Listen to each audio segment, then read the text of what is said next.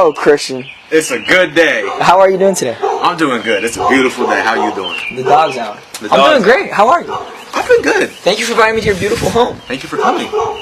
So where are we going to start this, Christian? Where would you like me to begin? All right? Do you want to talk about music or do you want to talk about early life? Let's talk about early life and then let's talk about music. All right, Christian. What makes you want to produce content? Because you've been producing content since you were, I'm going to assume, 4th, 5th grade. From the datings of your early videos, you've been doing this since 2016, 2014, and 2015. Right. It wasn't music initially, but it was content nonetheless. What made you want to create those videos? I think it was just like, of course, any like young kid like on YouTube, just like scrolling through whatever and then just finding like, like this person's, making, tens of thousands of dollars just filming their everyday life. And that was very gravitating to you. Yeah. As I think many kids, even right now, kids, that's their dream. That's their dream job. Right. And I feel like around that time, there wasn't a lot of people around here doing that. There was none. And especially at our age, I mean, we would have been like 5th and 6th grade. You were producing high quality stuff. If I'm not mistaken, the channel was McJuggernuggets and then it was a bunch of numbers, right? Yeah, it was like... What about McJuggernuggets inspired you? I think it was just the fact that, one, he was able to convey a story through his videos, especially around that time. Oh, around that time he was the king of storylines. Yeah, storylines. And then the reality was blurred. Yeah. Really blurred. I remember not even knowing if that shit was real. And then when it did come out that it was fake, it was like, ah. I was always like, you should have known. Is that why you changed the name? You were like, I can't run with this no more? I think the reason why I changed the name is because, one, he did I want to say 2016 or whatever. He did like a channel announcements or yeah, I remember that when he said he was fake. Yeah, he did that, and then I did something. I was like, okay, these are the changes that are coming to my channel, and then that video got 1,000 something. Yeah, views. Christian, you were getting 1,000 views consistently at the age of 6th grade, and you were putting out content and tutorials on how to make shit. Right? Do you still make shit? Do I still? Because I remember watching videos of you fucking around with wood, and you making things, and you chopping things up. Are you still making? Where did that? Come on now. All right. So basically, what I'm making, aside from making music, I don't really indulge in too much of that no more. Why? Mostly because, one, the time. It was very time consuming. It was very time consuming. There's that, and two, the materials. I don't really, that and just the drive to create stuff like that. I just don't really have that drive to do that anymore. Maybe someday I will. But the worst thing for me is when you want to make something and you can't do it. You physically can't do it. You don't have the nails, or you don't have the right materials. You can't chop it. That's the worst shit ever. It's like, I see the vision, but I can't make it. It's like I want to do it so bad, but I just can't figure it out. Yeah. So when did you start? Well, I know the year that you came out and started doing music, but what made you want to transition from making silly videos to actually taking music seriously? Because you take music incredibly seriously. Yeah. You're probably one of the most people in our community and in the city who really, really takes it seriously. What made you want to take it seriously, and what was the transition from making silly videos to now I'm going to be a rapper? Well, the silly videos, it was like, okay, I'm familiar with how to use a camera. I'm familiar with editing. I'm familiar with, publishing stuff and getting people to watch it. I'm familiar with capturing attention like that. But the thing is that made me want to do music is Tito. You know Tito? Yeah. I saw that he was doing music, and he was putting out some songs, and then I was like, I remember that. I really remember. He was so talented too. Right. And he was handsome. Yeah. He had a really good voice. Yeah, and I was like, hold on, he's getting like 2,000-3,000 plays. Why can't I? Yeah. Maybe I should try that. And there was a bunch of other people that were trying to be rappers too. Everyone gives it a try, because why not? And that's the beautiful thing about it. It's why not? Yeah, because if you really think about it, if it works, great. If it doesn't work, you don't lose shit. You really have nothing to lose. What led to the name Dizzy Doza? Because I think that's one of my favorite things about you. You have a really cool name. You know that?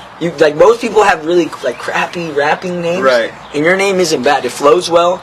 You can say it, just say it just like that. I like it. It's unique, It's very unique, yeah. And it incorporates your last name, so you're not copying no one off. Right. So I actually did not come up with Dizzy Doza. Who came up with Dizzy Doza? My friend Erin.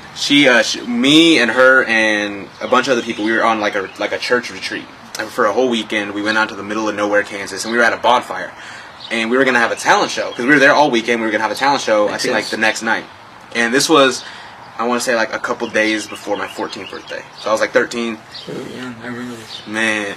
And then she was like, do you have a rap name? I was like, no, I don't got a rap name. I'm probably just going to go up there to do my thing. And she was like, okay, what's your last name? I was like, okay, you know, it's Mendoza. And then 2 minutes later, she was like, Dizzy Doza. Double D. And then I was like, that's stupid. I hate that. And then, I like it. But then I went on stage the next. I couldn't come up with anything better, so I went on stage the next night. I was like, I'm Dizzy Doza. I'm gonna rap for you guys, and it kind of just stuck. When you were coming up and you were deciding that, hey, I'm going to be a rapper, what rapper do you think was the most influential for you? And what rappers made you want to draw on notebooks all day and come up with rhymes all day? Because that's something I admire about you, Christian, is that you'll literally run around all day with a notebook in your hand and just write a bunch of verses. Like, I don't see many artists doing that. Or rather, I haven't witnessed it myself. Maybe they do, but you're the only person I know that literally will walk around all day with a journal and just write verses. What made you want to do that? Who inspired you to do that? Or was that just you? Growing up, you know, rap was kind of like a taboo in my house. You know, my mom didn't like rap because she thought it was too vulgar. The only time I really listened to rap is whenever I was out with like friends or like at school and someone was playing it, or like, you know, like different like family functions, and I heard somebody playing it, and it was like, you know, this is like mid 2000s, so of course like Eminem, 50, Lil Wayne, stuff like that, and I was like, yo, like, you know, this is cool, and then I kind of like. So was G Unit an inspiration? I don't want to say necessarily G Unit was an inspiration, but I do definitely want to say that 50 Cent was an inspiration, just because like how his melodies. Yeah, like. It's just like when 50 Cent came out. Oh, that first album. Nothing else ever was better than that. Nobody had ever come out like that, except for maybe like Snoop. But you know why he came out? It was such a big deal. It was because he had been selling mixtapes for a long time prior to that, and he had mastered the format of a mixtape. Yeah. He was one of the first people to actually make mixtapes like that. Is that why you were initially making CDs and passing them out? Was that something to do with part of it?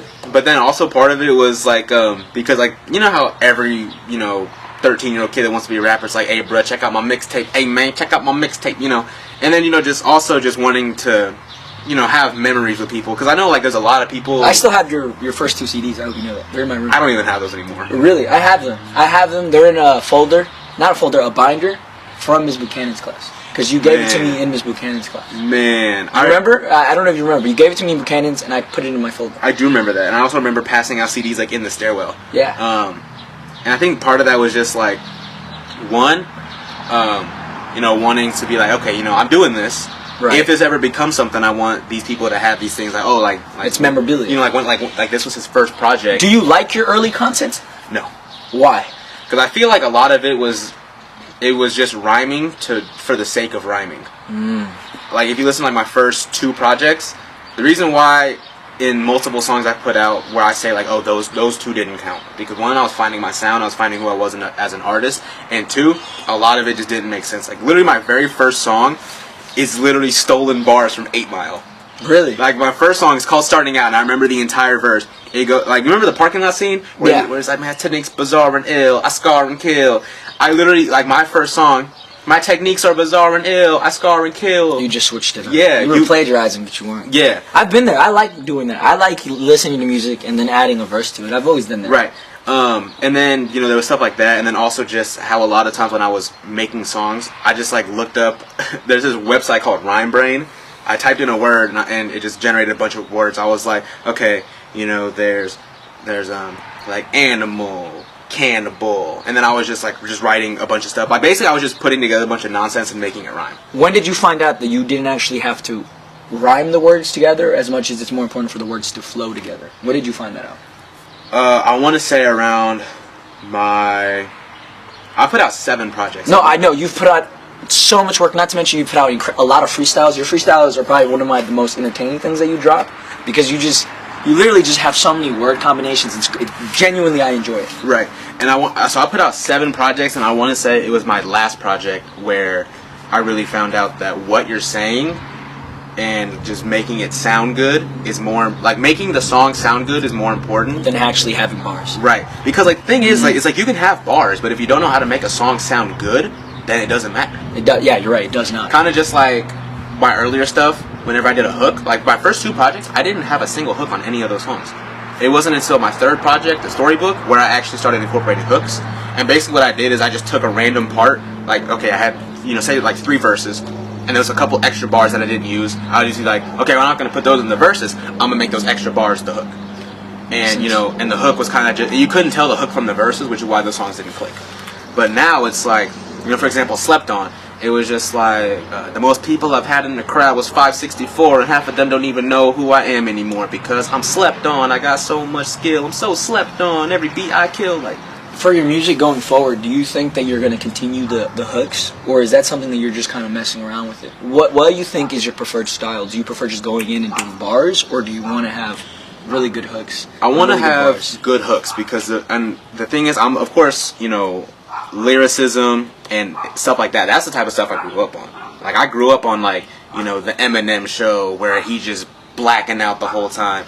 Even stuff like, you know, like Wu-Tang, you know, that, you know, Jay, Nas, stuff like that, where it was just bars. But then again, also if you listen to like The Blueprint by Jay-Z, he has some killer hooks on that. Oh, Jay-Z has so many killer hooks. You know what I was listening to? The thing is, he had bars on every song. The other day, because I know you like, you're a classic kind of guy. Mm-hmm. So I've been re-listening to all the Hove albums. Hove has amazing music. I feel like a lot of us know that Hove is popping, but we don't know why he's popping. And I definitely recommend that you check out his music. Like in 44. I have that CD. Amazing album. Mercy Me is such a good song. Gosh, especially with the hook at the end. Like, it's so good. And then I love how he incorporates Beyonce into most of his music. Right. Like you'll hear her in the background in almost every song since they got married, and it's dope. The crazy thing is that, so speaking about Beyonce, Lemonade, that was her airing out Jay-Z for the whole cheating thing. Yeah, he's so ugly. the thing is he. Like, the whole song, the whole album was her airing him out, and 444 was a response to that. Yeah, it was. Alright, we back. Alright, so it cut off like it always does. I got bad luck with all of this. But we were talking about new age rappers and why Hove has had longevity. And I'm just drawing a comparison from your style, and we were talking about Hove. Do you also see yourself in that brand of being able to have longevity because you're purely bars? I feel like the way that hip-hop has always been, like, even going back to, like, the 80s, 90s, like, literally, like, the first mainstream hip-hop song was literally a boy band, and one of the verses was ghostwritten. It was a boy band? Like, the Sugar Hill Gang, said a hip, the hippie to the hip hop, and he don't stop the rockin' to the bang bang boogie, say up jump the boogie to the rhythm of the boogie the beat. You like boom bap rap, huh? Yeah. I feel like our new generation doesn't like boom bap rap. I don't feel like when they listen to music, I don't think they listen to music to really listen to it. I think they listen to it just to play some shit. I think, like, for me, it just depends on what type of music it is. Like, I'm not gonna, like, also it depends on the artist for me. Like, the thing is, I'm not gonna listen to, for example, like Roddy Ricch. I'm not gonna listen to Roddy Ricch and expect bars the whole time. If I'm like at the Roddy Ricch go hard though. I'm not even gonna lie. Like when he first popped off last summer, that was my soundtrack for last summer. Like I was riding around with all of that all summer long. Right. And like the thing, but also I'm not gonna listen to, you know, like Nas or anybody like that and expect to be able to just like sing along crazy. Actually, no, that's false. I sing along to a lot of Nas songs, but that's because I've listened to it so many times. But you wouldn't expect to. I went to a Nas concert last year with my mom. When he came out and did The World Is Yours, I went crazy. He did The World Is Yours. He did The Message. He did You know, The Message is my favorite song. That goes top 10 of all time. Top 10 of all time? Yeah, for sure. The Message is such a... I love the way it's written. The beat could be better, I get that, but again, you're not listening to him to have some catchy beat, you're listening to him to really hear bars. I think my favorite Nas song is either It Ain't Hard to Tell. That song go hard. Made You Look. Hold on, I'm about to pull up my Spotify real quick. Either It Ain't Hard to Tell, Made You Look, or I Gave You Power. But if I had to go like his more like racing stuff, I really liked when he did like the Lost freestyle with Static Selecta. Speaking of Static Selecta, I remixed one of Static Selecta, one of his beats, and I murked it.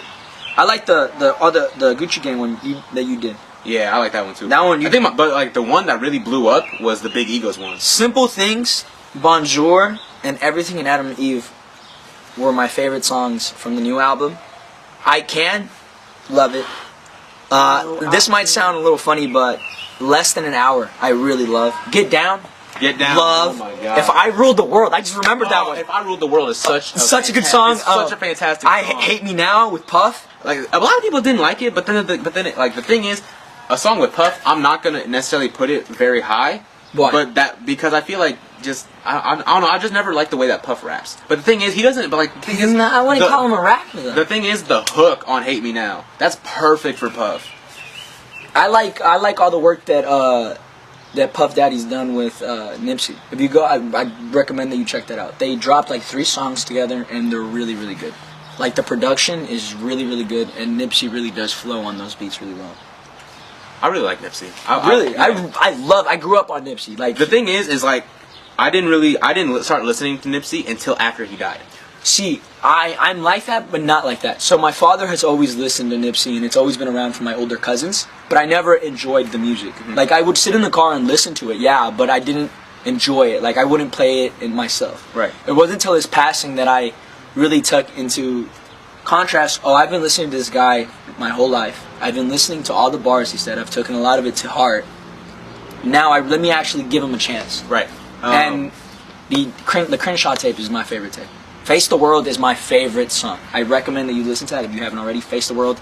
In my dad's oldie, going down Main Street in 95th and just bumping that, driving by the Nelson, driving by all that is my favorite thing to do. But the thing is, like, I had heard of Nipsey and I had listened to some of his songs, especially like his more recent stuff, like before he died. The Marathon. Yeah, the Marathon, Victory Lap, stuff like that. I had listened to that stuff, and then after he died, I was like. And then, like, another thing is, like, whenever rappers die, I hate it whenever they get... Everyone jumps in. Yeah. But see, I hate it, but at the same time, I love it because it's like he's finally getting the recognition that he deserved. And I would have preferred for him to get it sooner, but, like, he's been around since the early 2000s, bro. It's like give them their flowers while they can still smell them. Yeah. Because, like... yeah. Because, like, the thing is, like, for example, like, I had listened to X before he died. I had listened to I love X. I listened to X. You fuck with X? Yeah. I listened to X before he died. I listened to a little bit of Nipsey before he died. I listened to Mac Miller before he died. The thing is, I had no idea who Lil Peep was until he died. Really? I had no idea who Lil Peep was. See, the only reason I know who Lil Peep is because I had a friend that was a girl, and we used to sneak out and just listen to Lil Peep all day. We'd drive around in her Jeep and just listen to Lil Peep. Which is weird, and I was probably just doing it because it was a girl. Right. But I like I like Star Shopping, which might sound basic, but if you've heard Star Shopping, it's one of my favorite songs. Right. Like, I like the message he's getting across. Do I think Lil Peep is a legend? Absolutely not. No. But I also do think that Pop Smoke is a legend, and he is going to go down as a legend, and we don't know yet, right? And the reason, hear me out, because you looked at me like, what the fuck? The reason I think Pop Smoke is going to go down as a legend is because that drill scene in New York, it's going hard. You listen to Shelf G, listen to rappers like that, that drill scene is coming up, and they're incorporating so much from the UK scene that I don't see it not popping off. I think Pop Smoke is going to go down as the main guy of that type of music, but it hasn't popped off yet. But I genuinely believe that drill sound it's gonna pop off. I don't know when it's gonna be a trend, but I know it's definitely gonna be a trend because New York, we haven't had a good New York artist in a while. Like, actually, that's a lie. We haven't had a real, like, authentic New York rapper in a while. Davies. Oh, okay. I love Davies. Davies made me cry. The Marathon Continues. Man. Made me cry, dude. I was sitting there, and one of my close friends had passed away, like, the week before I heard it. And I was driving to a debate tournament, and it just popped up, because I was listening to Blueprint. I was listening to all these, because I've always liked Davies. Davies go hard. I think he's one of my favorite on that freshman list. Mm-hmm. Hands down, one of the better lyrical rappers there. But I was listening to the Marathon Continues, and I cried. Like I remember the bar is, I can't believe what I just read. You're really dead. Like, oh, that hit so hard. I remember listening to them and be like, fuck, it's so sad. Right. But yeah, like Davies. But I think he's in his own lane. I wouldn't consider him in that same way. Like Little TJ and all those people, they're not part of the drill scene. I think the drill scene, we're gonna see that come up a lot more because that's what New York is pushing. That is the type of music that New York is really pushing. What are your thoughts on 6ix9ine and his little come up? Were you a fan? No, I wasn't. I wasn't either. And the main thing, I think he's funny, but I didn't like the music. The main reason why is I don't see how. Like I get, like people like, oh, like he's acting a fool in public. Like it's funny, but I don't. But I've never. It's dangerous. It is dangerous, especially with all the stuff that he's been involved in recently. The thing is, it's just like I saw this post like right before he came out. They were just like, okay, well 6ix9ine's gonna be released this day. His funeral's 2 days after that. Like, you know, I was like, the thing is if I was 6ix9ine's manager, you know what I'd do? what? I would go to 6ix9ine and be like, do you want to be a rapper or do you want to be a comedian? If he said I want to be a rapper, I'd be like, all right, I want you to drop the most lyrical shit and talk about how your boys betrayed you, and go with that angle. Go with the angle that the streets betrayed you, and make that. If he was able to do that and execute that whole thing perfectly, which I don't think he has the rapping abilities to do that, unfortunately, and I think he's gonna go with the clown route rather than the bars route. I would prefer to see him rap about the struggles, because I think that he did go through a lot. Right. I mean, he was involved in some serious crimes, so I would love to hear about him talking about those serious crimes that he can really go into detail now. People have been charged with it now, so he can really speak about it. Right. It's one thing to say, oh, I kill people and I rob people, but it's another to say, oh yeah, on this date, me and I was doing this, and he's already snitched. So you know what I'm saying? Speaking of the whole snitching thing, do you agree with snitching? Because I don't. I believe it's death before dishonor. I'm one of those kind of guys. I believe that if you were doing it in the moment and you were enjoying it in the moment, everybody gets got. You gotta take your L. Right. You can't stand for something and not stand for something. My thing is, generally I'm against it, but I feel like there are like a few exceptions. Like the thing is, I don't think there's any exceptions. I think if you're involved in criminal activity and you get caught up, it's on you. You don't talk, you don't snitch, you don't speak on anything, you don't even speak to the cops. All right, you cooperate to a certain extent, but you don't snitch. The thing is, like, okay, I take that back. I do agree. Cooperation, but the thing is, because you have to cooperate in order for the case to go. I feel like for me, since like, of course, I can't speak from like the whole criminality side because I'm not about all that. I don't live that life. I'm definitely not either. Yeah, I don't live that life. But the thing is, if you're doing something that you shouldn't be doing, and like you get got, everybody gets got. That's something that that's on you. That's on you to take that consequence, and you can't pin that on somebody else. The thing is, the reason why I found 6ix9ine's case interesting is because he snitched on all of his homies after they did him wrong. The thing is, like, they took his money, they plotted to kill him, they were messing around with his baby mama. Would you do 40 years for those guys? I wouldn't. You're not doing 40 years for those people. You're doing 40 years for the things that you did. That's how I view it. Right. You're not going down because of you're going down because of yourself. And as a man, you have to take accountability. That is all of what being a man is. And then when he got out, he went on, and Tory Lanez was going live. He was just like, I like Tory Lanez. I like Tory Lanez too. But then like his rapping is, but his singing is nice.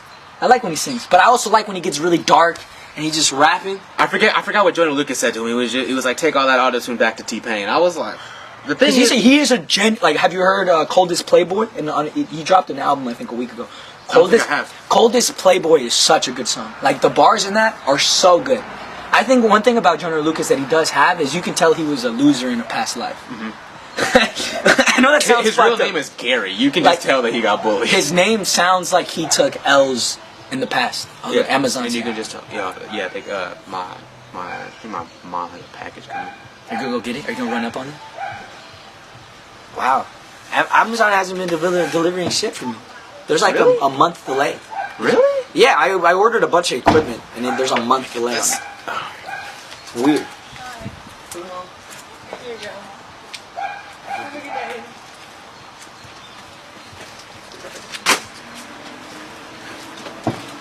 Alrighty. Where was he? He was talking about how Tory Lanez was a loser in the past life. That's what we was talking about. Tory Lanez or Jordan Lucas? Tory Lanez. Jordan Lucas, his come up has been phenomenal. Right. From going on Facebook and dropping these controversial videos to making. I have the worst luck with recording, as I've always have in both of my videos. Camera died. We're on my phone now. We're gonna move this way now. And now I want to talk about your rap piece, all of your rap piece, because you've had a couple. Which one has been your favorite? Because you have had a couple. I have had and that's not even counting your little rap battles, because shit, you rap battled with me. I rap battled a lot of people.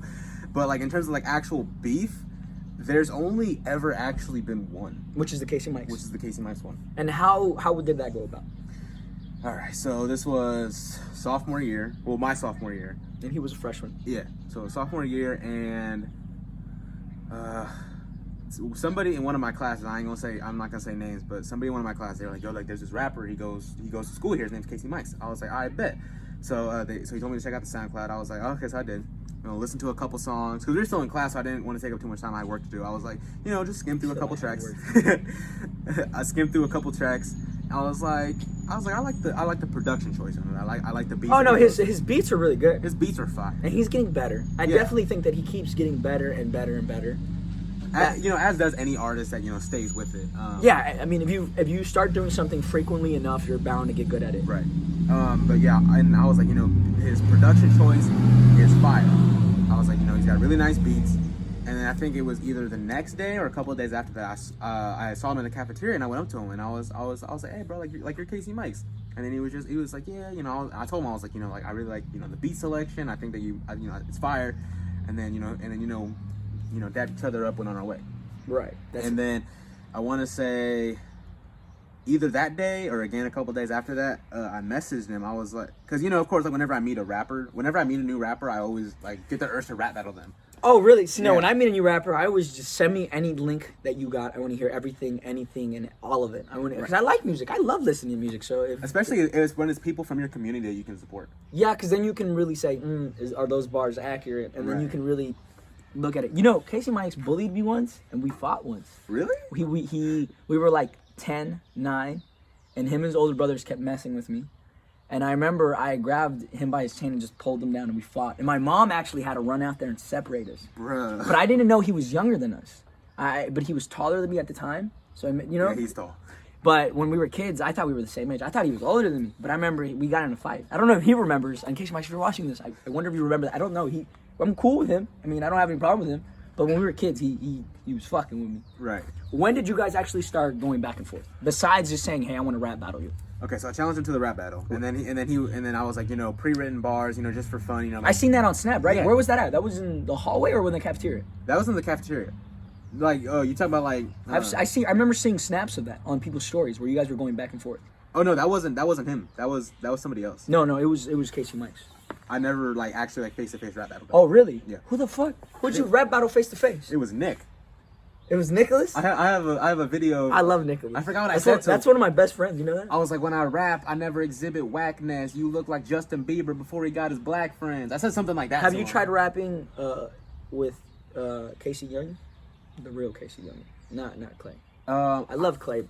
I reached out to him one time. I was like, I have this song. I want to do an interview with him so bad. Bro, he's cool. He's one of my favorite rappers. I've only ever talked to him actually face to face once. Oh really? I've talked to him quite frequently. I had him in class once. Yeah, but yeah, he was real cool. I met him. He was cool. Sweet guy. But and has bars on bars, and he's really good at hooks. I love all his music. I want to say he's one of the only dudes that I actually know like lyrically can go bar for bar with me.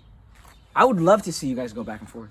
I would really enjoy that. I gotta because it's two different styles, but he also has similar inspirations too. You know that, right? That and the thing is, it's like not only is he like dope, but he can also go super fast. He can then again I could too. I could be like speed it up a little bit. They gotta see me killing. No, he can rap so fast. I remember that's how I started talking to him about music. We were in the library and he was like, "Hey bro, you just check out my music." And every time someone tells you that, you're always like, all right, buddy. Is it good? All right, buddy, I'll check it out, right? And I was being very condescending. And then I clicked on it, and I was like, oh, shit. You can rap. Bro, he has some bars. But I feel like because he's lived through certain things, it's the reason he can rap the way he rap. I've noticed that. That, and I can tell he has, he's gone through some shit in order to spit. He's gone through the struggle. He's lived that. He's lived the life. But then again, he also has the same inspirations as me. And he's very smart, and he comes from the hip hop world like I do. Yeah. But yeah, for sure, I want to do a track with him. Oh, really? I would like that actually. Man, I need to. I would love to see Danny produce a track for him. I would enjoy that.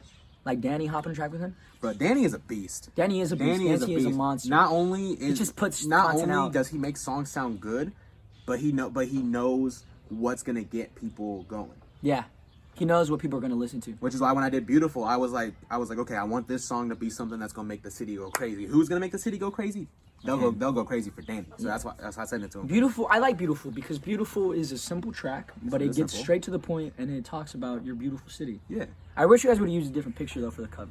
I'm not gonna lie. Yeah. Because the cover is Prince Center, and I would have preferred if it was like the whole skyline. You mean like the actual picture? Yeah. Like me and him had talked about he was gonna design the cover, but we never got around to doing that. And then Who's your favorite collaborator? Who have you really enjoyed collabing with? Just in general or rappers? It doesn't matter. Who have you loved collaborating with? Who when you work with, you're like, fuck yeah, this is dope. My friend Sarah. Why? And me and her have done a lot of songs together. Me and her did New Day together.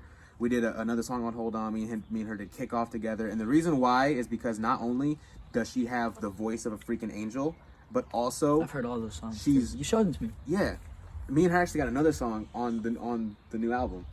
Do you like working with singers? Do you feel like your rap style goes well with singing? I feel like with the female voice. Actually, Christian, I really like you with the female. Like with you in Yes. contrast with the female voice goes really, really good.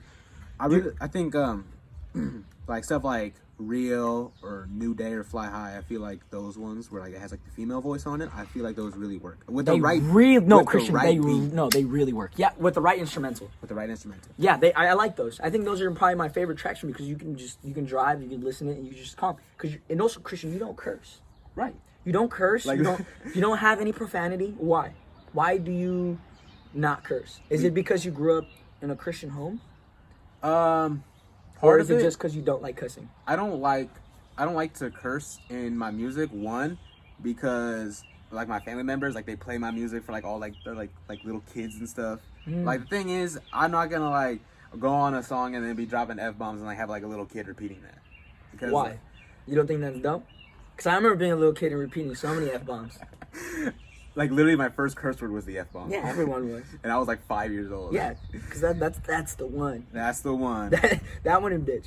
But I feel like the main reason why is because, and also that, and because like at the church that I go to, I have a very prominent role. Like, you know, I'm their main photographer. Oh, really? I also work in childcare.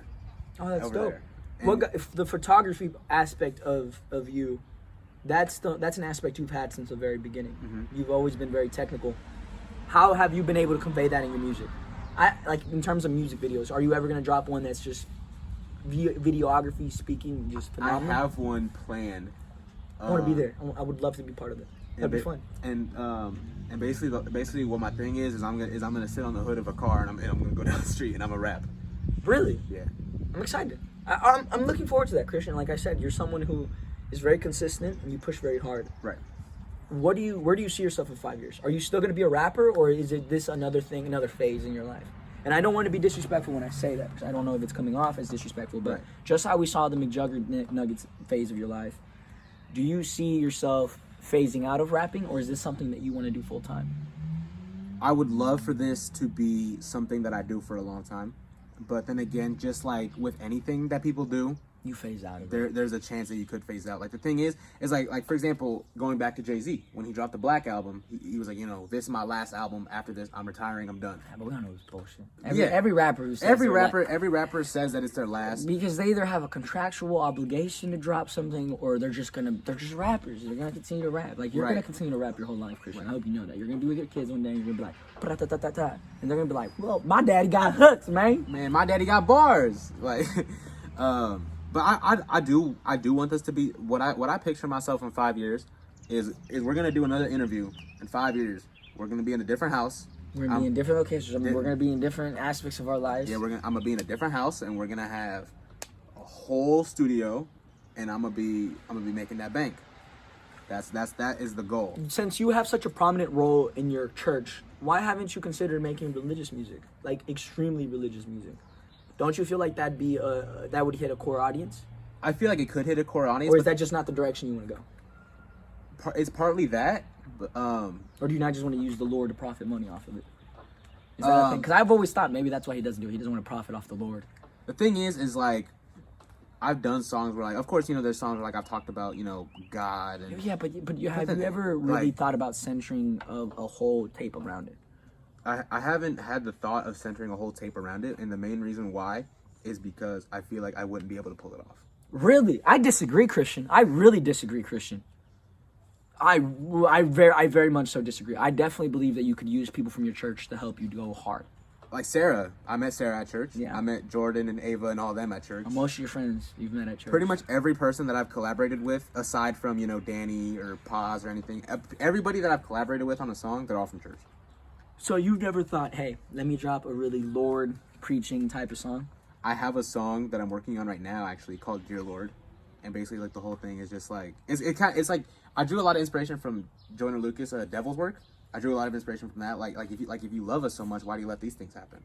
But then again, at the end, I'm just like, like, of course, being a religious person. That's a really good song. And believing. You just reminded me about it. That's such a good That's song. really like I love concepts that follow through on concepts. Right. I love concept I'm rap. huge on concepts. Like having an album that portrays a whole storyline. I love. If the album isn't portraying a storyline, I don't really. The Book of Ryan by Royce da 5'9". If you haven't heard it, you need to listen to it. You're gonna be blown away. What's another good, really good album that just does that? I want to say Godson by Nas, because the whole thing was centered around, like, the whole... Yeah, I see where you're coming from, but I don't think the most of the song was just kind of mentioned. They didn't... Yeah, I guess so. Do you want to drop a storyline type of album eventually? Because I think... I think a story-driven album? I think you could execute I had a that perfectly. plan for an album called The Chronicles of Dizzy Doza. And it was almost done. There was a couple songs. That's dope. The Chronicles of Dizzy Doza. There was a couple songs that I had to finish, and then one night I was like, I couldn't sleep, and I was thinking, okay, what is bothering me? Like, I want to go to sleep, and then I was like, I was stressing about this album so much. I haven't slept, bro. I've been having so much insomnia lately. Man, I was stressing about that album so much, and I went back and I listened to it. I listened to the entire thing 7 times, and I was like, this. Like, no, I don't. I was like, I was like, I gotta change that line. I gotta, get a different beat for this song, or I gotta take this direction with it. And then it just didn't work out. That, and I played it for a couple other people, and they were just like, yeah, I don't like that one, or I don't like that one, or I don't like when you did this or said this, or. And then I was like, okay, clearly this album isn't working for me. It isn't working for them. Let's start over. Really? So you just scratched the whole thing? Scratched the whole I thing. think you should give it another try, because I feel like the way you rap and how you execute your bars, storytelling for you should come easy. I have two projects. I mentioned those to you earlier, but I have 2 projects. One is the Quarantine Sessions. It's just bars. Just mixtape, yeah. The whole thing is bars. Like, And what's the other title for the other one? it's called Skeletons. Why? And basically the reason why I wanted to call it Skeletons is because you know that saying, like, skeleton in the closet? Yeah. And and a skeleton in the closet represents stuff from your past that you're holding on to that you can't let go. This whole album What's about your past? is about, things that happened in the past. Oh, that's that clever, I'm letting Christian. go of. Oh, that's clever. I'm looking. Oh, that's exciting. Like, for example, like, maybe like, that's really clever. like mistakes that I've made in friendships, mistakes that I've made in relationships, or, like, insecurities that I've had, I or, think stuff like that. And I I'm kinda think just touching mistakes that you make in friendships and in relationships are incredibly vital. They're unfortunate, but they're incredibly vital. And the reason I think they're vital is because you take so much from them. If you don't mess up, you don't learn. upon. Right. Because eventually, let's say you do have good luck and you are the best human ever. When you fuck up, it's gonna be a big deal. Big deal. It's gonna be a very big deal. Especially if you're Mr. Perfect, it's a big deal. Man, Oh, when is the skeleton tape dropping? I have no idea. You have no I idea. have no idea. So you know that the mixtape stuff is gonna drop in June. Yeah, and that's already, set in stone. The new single, like the lead single from the mixtape, is coming out on the 12th. Of this month. Or, the next month. Yeah, May 12th. And then the actual tape is dropping on June 14th. You're not in any rush to drop it because quarantine's about to be over. You're not in any rush to just say, now. No. And the reason why is because you can't rush art. And I learned that with Hold On. When I did Hold On, I wrote the entire Hold On album That's a bar, Christian. in 2 weeks. You can't rush art. I wrote the entire Hold On album in 2 weeks. You really can't. You really do sometimes just have to take a step back, huh? Which is why, like, artists, like, for example, shout out to Kansas City, Mac Lethal. Mac Lethal is a beast. He hasn't dropped an album in 4 years. Because he's working on it. And the reason why is because he said on one song, push the creativity, but don't force it. Like, you gotta be able to push creativity out of you, but you can't force yourself to be creative. You have to let it come to you. It just has to be natural, bro. Yeah. Which is why, Thank you, Christian. That's a bar. Which is why whenever I see an artist, I'm gonna reflect on that It's later. like, okay, they drop a song and it's hot. And then, like, literally, like, a week later, okay, they drop another one. Might be hot. Because they're trying to hop on that trend that they were on. Yeah, like consistency is great. It is until it's not good. Because consistency is really, really good. But if you start dropping really shitty tracks back to back to back to back to back, It's not about the same It's effect. not about being consistent in your releases. It's about being good. consistent in your craft.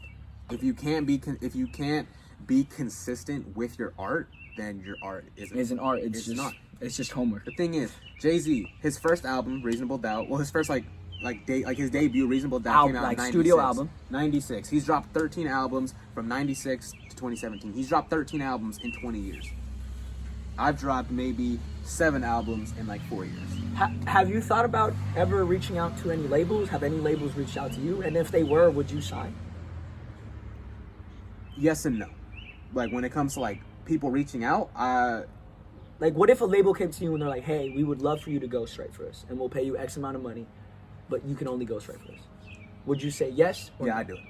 For sure. Really? I would. Because I've ghostwritten for people before. No, I know. You've tried ghostwriting for me. Huh. Really? So Yeah. you don't care about producing your own art? It's more about just putting out work? I think, well, my thing is, of course, I'm always going to focus on my own stuff. But like, say, for example, like, you know, also like, if a label came to, hypothetically, if somebody from like Aftermath, if they came to me and they were like, hey, like, we want you to ghostwrite for Dr. Dre. And they said, okay, we'll pay you this amount, ghostwrite for Dr. Dre. You might not get credited for it, but you'll get paid for it. You'll make your royalties. I'd do it. What if someone came to you and they were like, hey, we have this popular Instagram kid. He wants to rap. Can you rap? Can you make the bars for him? But we don't want none of that lyrical shit. We want catchy shit. And we think you can do it because you do lyrical shit. Would you say yes or no? Do you think that you're capable of making new era type of music? Yeah. Really?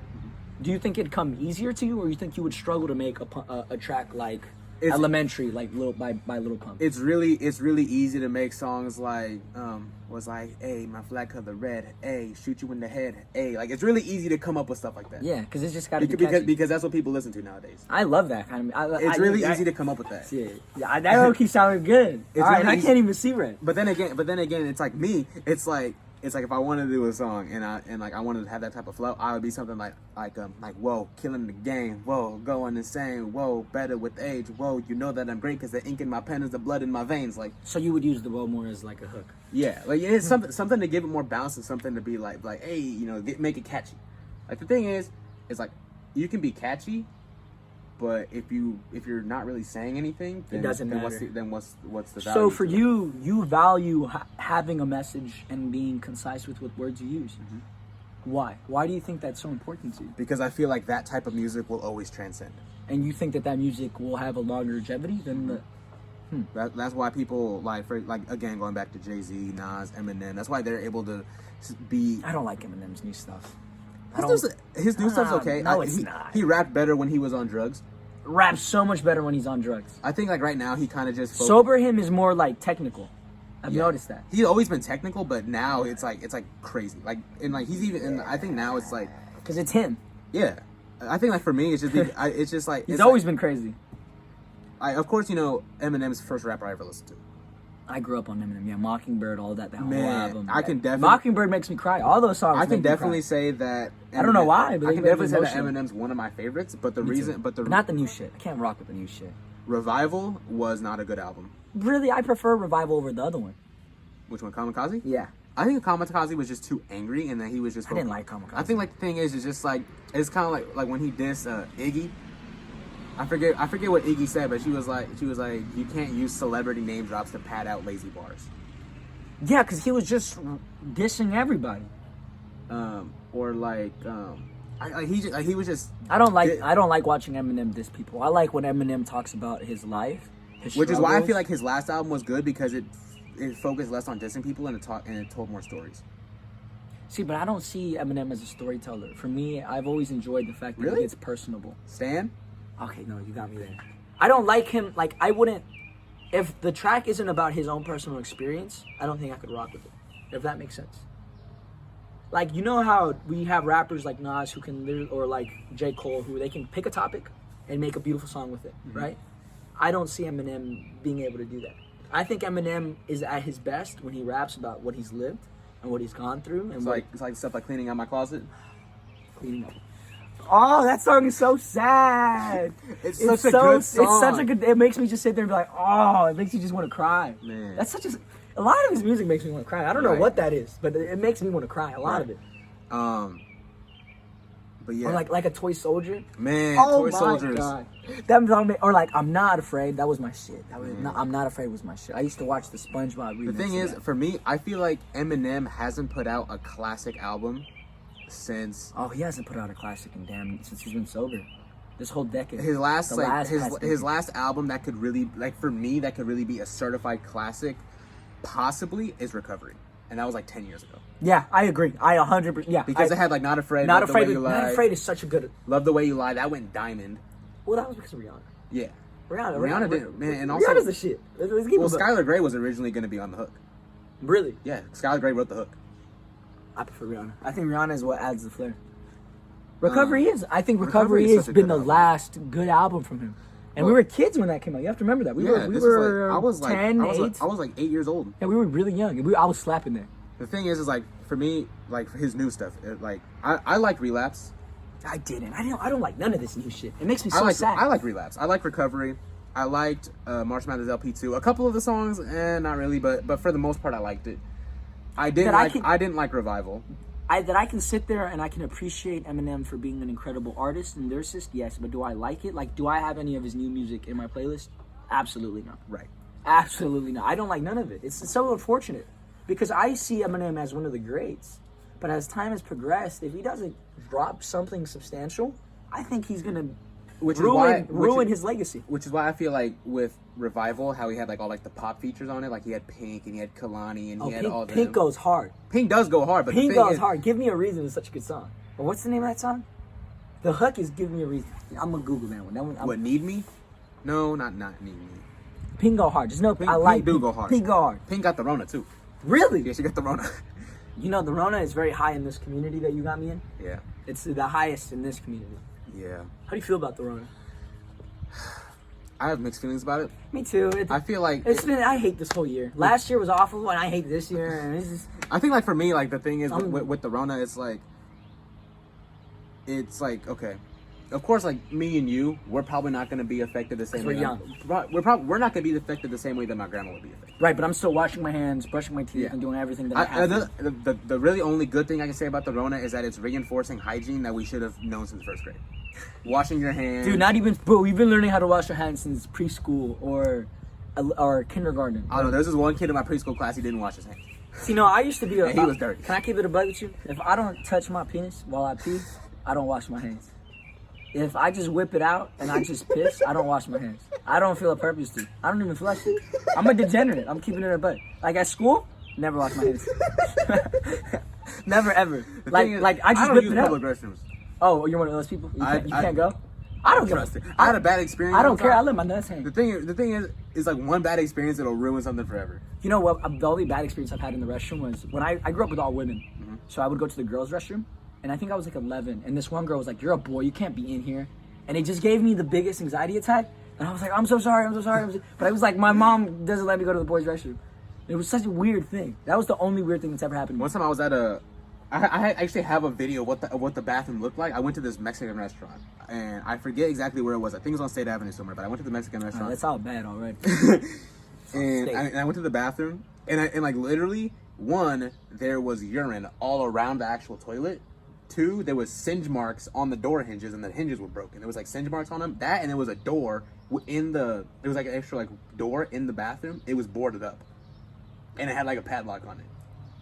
That's shady as fuck. And it was actually terrifying. That, and there was a really weird smell coming from that So door. you wash your hands when you don't touch your penis and pee? Because I don't. I wash my hands no matter what. The only time I wash my hands is if I'm wiping my ass, or if I touch my dick. You know what I'm saying? That's the only times I wash my hands in the bathroom. Or the other, like, you know what? The most common way I wash my hands now is when I brush my teeth. Or like when my mom makes me wash my hands. I think it's just like also like But if I'm going to the restaurant, I'm not washing my also hands. working in a restaurant. Oh, we work. Dude, I never wash my hands. What? I don't. You I eat don't other people's food. But I love them. So I don't. I still don't. gotta wash your They're hands. just asking too much of me. Do you really wash your hands? Yeah. I don't. Well, I mean, of course I do. I have like scented Germ-X and I wash my hands all the time. Like, but I don't. If I don't touch my dick, I got no reason to wash my hands. My hands is clean. No. Bro, one time when I was still working at Chipotle with y'all. If anything, oh, my man. penis is the cleanest part of my body. It is not ever exposed to anything. Think about it. Like, really think about it. If anything, this part of your skin is dirtier than your dick. All right, moving on. But when I was still working at Chipotle with y'all, I ain't gonna say no names. Chipotle was not fun for you, huh? It was not. It was fun for a little bit. They didn't like your ass. I don't know why you didn't. You're a sweetheart. I don't know why they didn't like me. I was one of the hardest workers there.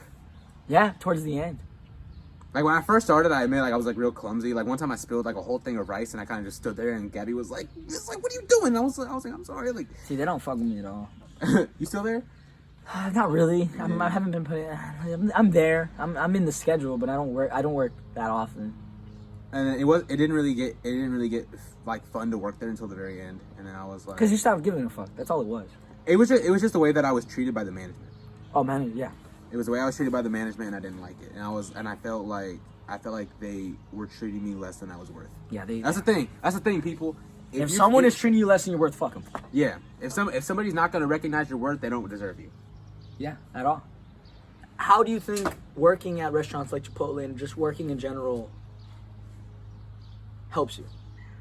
Besides making income, how do you think, is it character development? Because I always like to call my job character development. I don't give a fuck. I'm not gonna work there forever. I feel like working in a restaurant opposed to working in like an office, because like in an office you're surrounded by the same people all day. Every day, and you got Like- beef with those people. You know what I'm saying? But Yeah, and in a restaurant, it's just random But strangers. like you're interacting with a bunch of different people. It helps you build interaction skills. It helps you build patience. I have no patience. I know, but I got none of it. helps you build patience, because like the thing is, if you don't have patience and you can't have tolerance for other people, well, to an extent, there's some people it's just like, I can't be patient with you, I can't tolerate you, I'm gonna punch you in the face if you don't leave.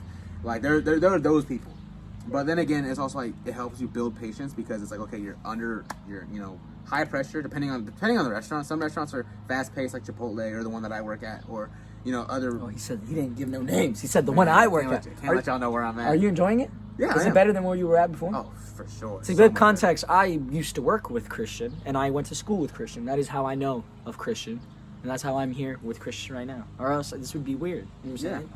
You could give me the Rona. If I didn't know you washed your hands. better. Yeah, you want the Rona? I'm just kidding. No, I don't want the Rona. I mean, I don't wash my hands. I'll die. We literally just covered that. I don't. I don't believe in washing my hands if I haven't touched nothing dirty. Like, will I wash my hands after this? Yeah, because I've touched, the bench and everything. Yeah, but, this bench is kind of dirty. But am I going to, if I'm at home and I just whip my thing out and I just piss, I'm not going to wash my hands. So you wash your hands at home? Yeah. Like, every time? Well, that and because oh, it's a cat. That and probably because I live with older people. Do you think, cats are like apex predators? If they were like 10 times bigger, they murder all of us. There's a lot of stray cats around here, and the reason why is because a couple years ago there was this one cat, one of my neighbor's cats. So she was just chilling, Right. and then there was another cat. And they had sex. Yeah, this one stud, he was going around getting all the other cats pregnant. Now he's got a bunch of kittens. He was slinging dick. That's one of the kittens that was just running around.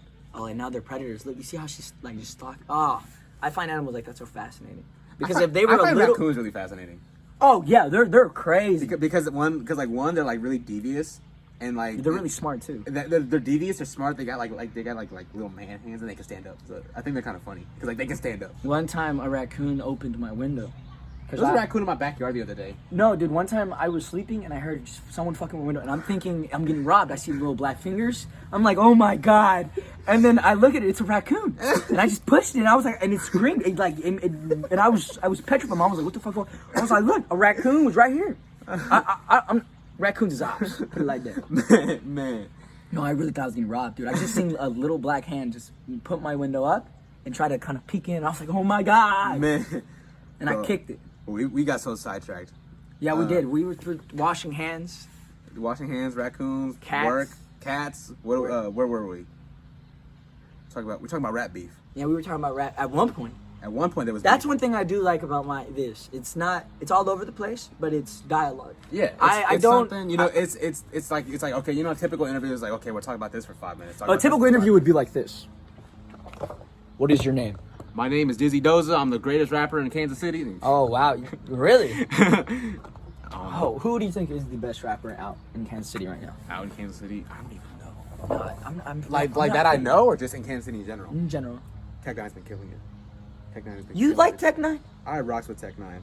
I like literally did a freestyle for one of Tech Nine's artists a couple weeks ago. Really? It was on Instagram Live, and it was amazing. Cause I don't know. dude I went give me crazy. tracks to listen to. Every time I've tried listening to Tech Nine, I always just Hood go crazy. Hood go crazy. There's Hood go crazy on it. there's that one. A certain comfort. That one. I don't know. I just didn't grow up in that kind. Listen to like I don't. I know. didn't either, but I don't. the main I don't reason know. why I got into it is because one, Kansas City. Well, Kansas City. Yeah. Kansas City, Well, I'm biased because if it's like any artist from Kansas City, either the Kansas side or the Missouri side, I'm rocking with them unless they're trash and I don't like them. No, I disagree. Even if they are trash, I still rock with them because I value effort. If that makes sense. Yeah. I value someone being able to put out content and being brave because at the end of the day, Tech Nine's been consistent for 20 years, which is why I like him. but he's because still underground. But he's not. But he is. Yeah, he's underground. But I would he's say definitely not. He's underground with a hint of mainstream. He works with mainstream artists, but he's still technically underground. I mean, everyone knows him. So is he really underground? Dude, everyone knows Tech Nine. Dude, like they don't have. I've never listened to any of his music, and I know who he is. I know what he looks like. The thing is with me, I think he's very much mainstream, bro. I don't think he's underground. I think he tries to be underground, and I think his music pops in the underground, but he's not. He's not underground. He's mainstream. he's independent, so he's not exactly signed to like an actual like label. But he's still, just because you're independent doesn't mean you can't be mainstream. Well, Joyner Lucas, yeah. So Joyner Lucas, Chance, Macklemore. Mac Miller, to a certain extent, he was mainstream his whole career and was independent most of his career. Yeah. So I disagree. Kool-Aid and frozen pizza. Okay, the new rap I don't. The older rap I didn't like, but the watching him progress as an artist is the reason I pay attention to artists like you, because I know that eventually you're gonna find a sound and you're gonna fall in love with it and you're gonna make beautiful music. Right. I remember I told you to listen to Swimming, right? Mm-hmm. I told And you. then you told me to listen to Swimming. I copped the CD and then I put it in and I love cried Swimming. Ah, because it's it was so such a beautiful album. It's so good. It's such a beautiful project. Yeah, especially if you're going through relationship problems or you're dealing with the substance issue. Mac Miller really. Oh, I love Mac Miller. My favorite Mac Miller song is actually not released. It's called Real. Real? If you can find it. But the hook on that, like the way he uses his vocal inflection, I'll show it to you right now. I don't know what my favorite one is. It would have to. Well, actually, my favorite Mac Miller of all time is Small Worlds.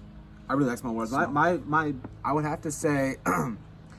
Or Remember. Remember always makes me cry. Bro, Remember. That's such a good one. How could you, Remember. though? He was part of life.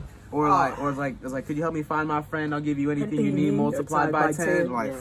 That song, that hits hard. Or it really does, especially like when you listen to that after you just lost a friend. yeah, or Objects in the Mirror. Mm-hmm. Have you heard that one? When you're missing somebody, that like when you are, that's a good song. Like that's a really good song. Mac Right. Miller, I feel like is very underrated. I feel like nobody really paid attention to him like that until he died. Of course, he had like hits. See, I've been a fan of Mac Miller since I was a little kid. My sister really, really liked Mac Miller. Oh, She used to tweet at him to follow him. That's how much of a fan she was. So for me, it was like, Miss Cause was my. I can sing that all. The thing is, All of it. I can do the thing all of is, it. I feel like another thing is like with certain artists is like like They're they can- niche. They can have hits. Like they can get millions of streams before they die, but then after they die, everybody goes crazy. Yeah. The thing is And like, that's with everybody. Everyone always cares the first 2 weeks, and after that, they don't. right. And It's the thing so is, tragic. it's like it's really crazy. I had no idea who, like going back to Lil Peep, I had no idea who he was until he died. Now he has a documentary on Netflix. Really? Yeah. What the fuck do they have film of? He was only around for like 6 months. Right. The thing is, like So did you rock with Pop Smoke? I had no idea who he was until he died. Well, go when we're done with this, listen to Christopher Walken. Listen to Money, Power, Respect. Better Have Your Gun on You. I think he's I liked him. I really liked him. The thing is, like with celebrity deaths, Mac Miller, that one hurt. That one did hurt. I remember I was Prodigy of Mobb Deep, that one hurt. I cried. really. Like See, Mac made me cry because it's like he spoke to a certain part of me. oh, and another Mac that hurt. Craig Mack, when he died, I cried like a little baby. I cried like a little girl. When because- X passed away, I actually was on Deerfield Beach with my teacher, Mr. Kinsella, and we seen the ambulance, we seen everything happen. We didn't know what the fuck. It wasn't until we got home, to the hotel, that we were like, oh my god, because Kinsella was like, old people always die. Look, it's a nice car, old guy probably died. Right. And I was like, oh, all right, fuck it, I guess an old guy died. Got home and I seen that it was X. Oh, it broke my heart because I really thought X was gonna be our main generational guy. right. If that makes sense, because I genuinely believe that X was incredibly talented. I saw this post and it said something. Like, I don't like none of the new shit though. The new shit just makes me sad. I think because I see all the potential. The stuff after he died, I feel like like releasing albums. Like for example, like Tupac. like releasing stuff after they died is cool. I don't think it's cool at all. I would prefer not to. The thing is to an extent. If it's already finished and the artist had already put his vision out, and you can watch it from like the new album that Mac, like the deluxe version, recommend it because you can see the artist. You know what I'm saying? Like you can really tell that his vision was complete. With X's projects and a lot of other projects when they get released posthumously, you can tell that the vision isn't there. It's just a bunch of shit put together. I feel like another thing is like for example, like with Tupac, I feel like also like some of his stuff. Like I don't get. Like, I'm a Biggie guy. You put it like that. I'm not a fan. I'm not a fan of Tupac. Biggie. I think Tupac is Team Biggie. Yeah, Team Biggie. Definitely Team Biggie. I don't know. I prefer. Like, I can't just. Tupac is cool. I can't vibe to Tupac. I can. Okay, thank God I'm not. I like Hail Mary. I like all the basic shit. You know what I'm saying? I like Tupac, but the thing is like I prefer Biggie. Biggie. I have to be in a certain mood to listen to Tupac. I can't listen to that shit at all. Like I'm gonna keep it a buck. I have to be in it. Like it also depends on the song. Like Tupac has made a lot of really good music, but the thing is, I like his book. He's also he wrote a book. Or like of all his poetry. Oh yeah. I like that. I read it. I checked it out. The thing is, Tupac has made a lot of good music, but he's also done a lot of really like filler songs. Like his last album before he died, All Eyes on Me. And that's 24 songs. If you cut out all the filler stuff, you got a good like solid 13, 14 song album. Six solid complete songs. I go with like 13. I think his popularity stemmed more from all his other work and his interviews, more from his music. I think he was a very good lyricist. I think he was very good, yeah.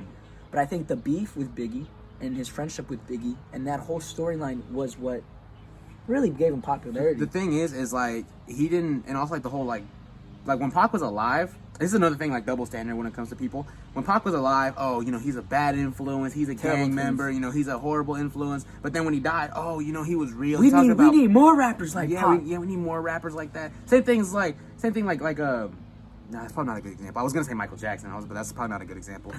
Like I saw this one person. They were like, how has Michael Jackson? No singers have influenced you? No Prince. I love Prince. I'm more of a Prince guy. Queen, Prince. I think Prince goes hard. Michael Jackson's good. Like he was like, woo-hoo-hoo-hoo. I like Michael Jackson. I like his music too. My little sister likes him, but I prefer Prince.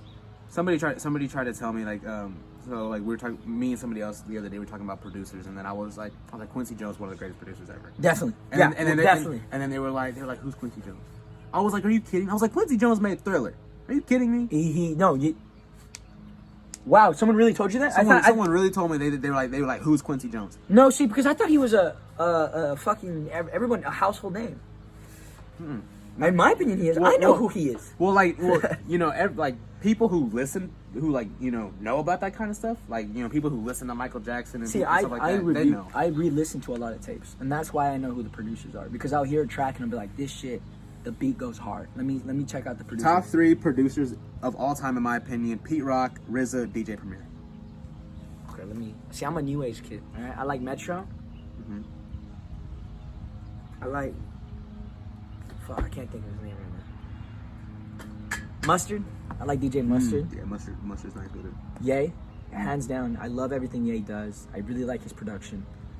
And 40. Drake's producer. I think he's one of without 40, Drake doesn't pop off.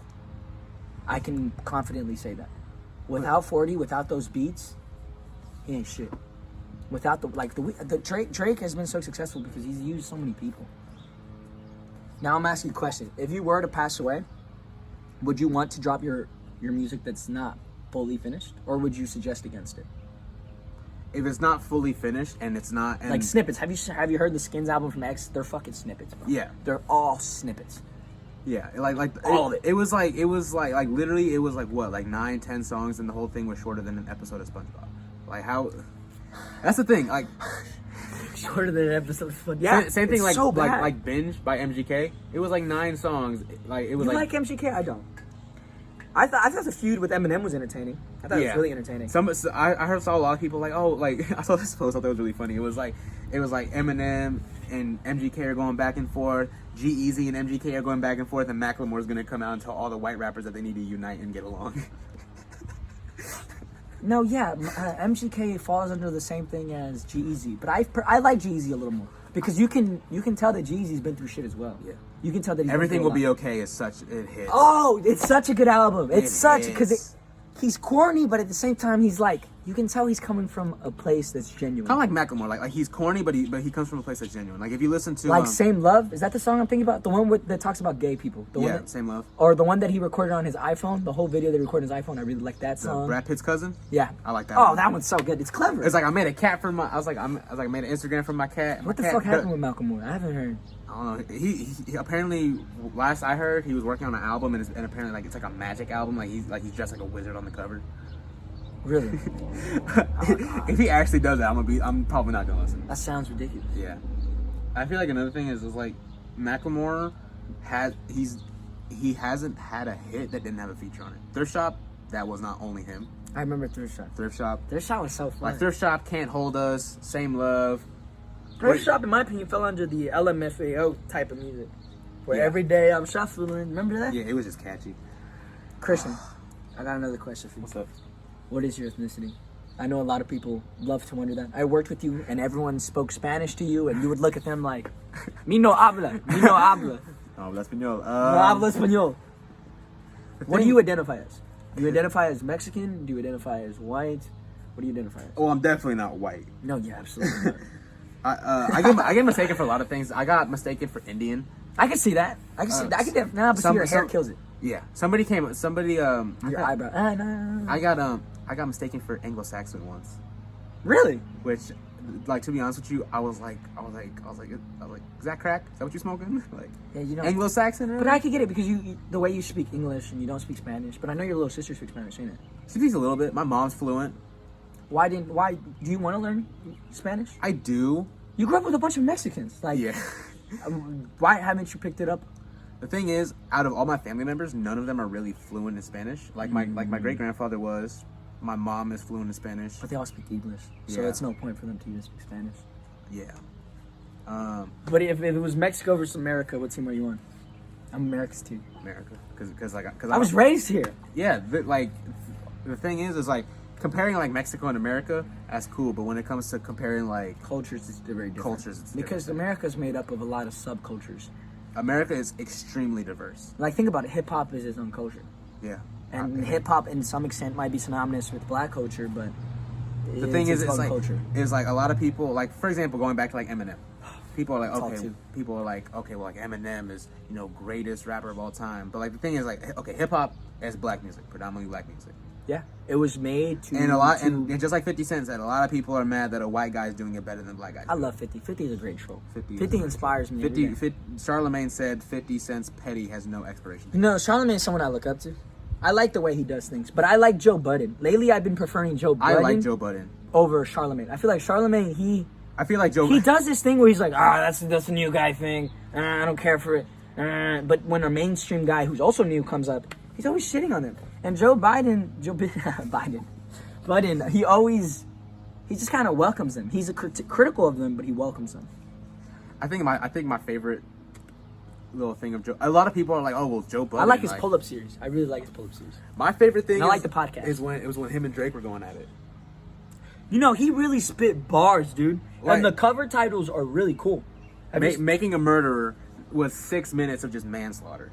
It was good. Because like the thing, but is, it got no attention, unfortunately, because like- that like- Meek beef was whack. he literally said you can't Bell Biv DeVoe your way out of this one. I was like, yo, and then he did like he was like I bought a new edition. You can't stand the rain. Y'all like he's soft, but y'all say he hard that I can't explain. Y'all think he's sold for real. I see candy rain. I was like, Well, Christian, I think we've gone on for over an hour now. we have.